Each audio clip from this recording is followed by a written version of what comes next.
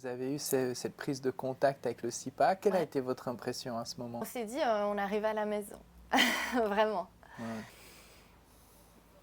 Tout de suite, ils accueillent les enfants et les familles. Et vraiment, dans une douceur et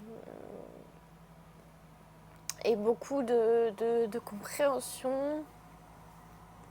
Ils nous demandent si on va bien, si ça s'est bien passé, comment ça se passe à la maison, est-ce que les enfants dorment bien. Ils s'occupent des parents aussi beaucoup, des familles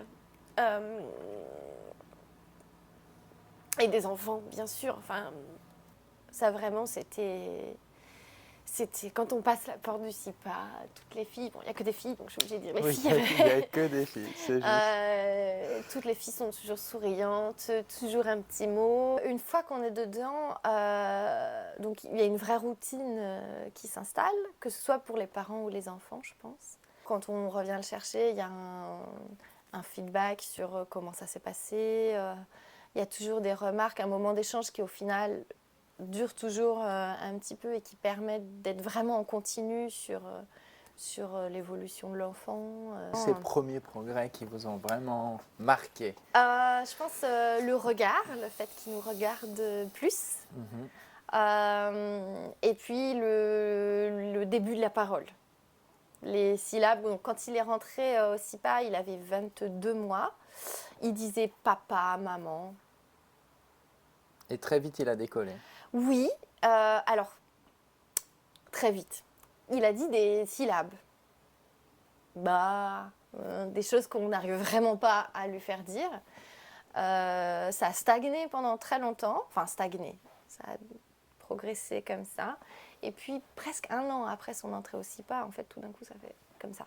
Du jour au lendemain. Il a commencé à parler. Ouais. Et rapidement, on lui lançait la barre, il la prenait. Hop, il la relançait. Et ça, c'était des choses qui étaient incroyables. Déjà, pour la deuxième année, il y a une phase de préparation pour la sortie.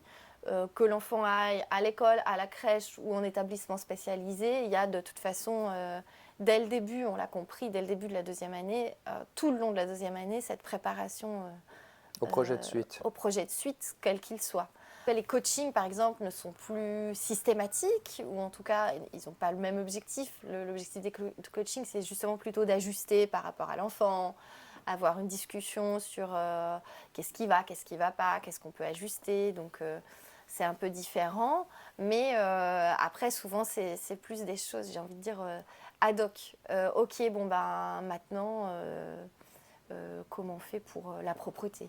Comment on fait pour, je sais pas moi, l'endormissement ou quoi que ce soit qui est pour l'enfant? Et puis, moi, en tout cas, je l'ai un peu vu comme ça.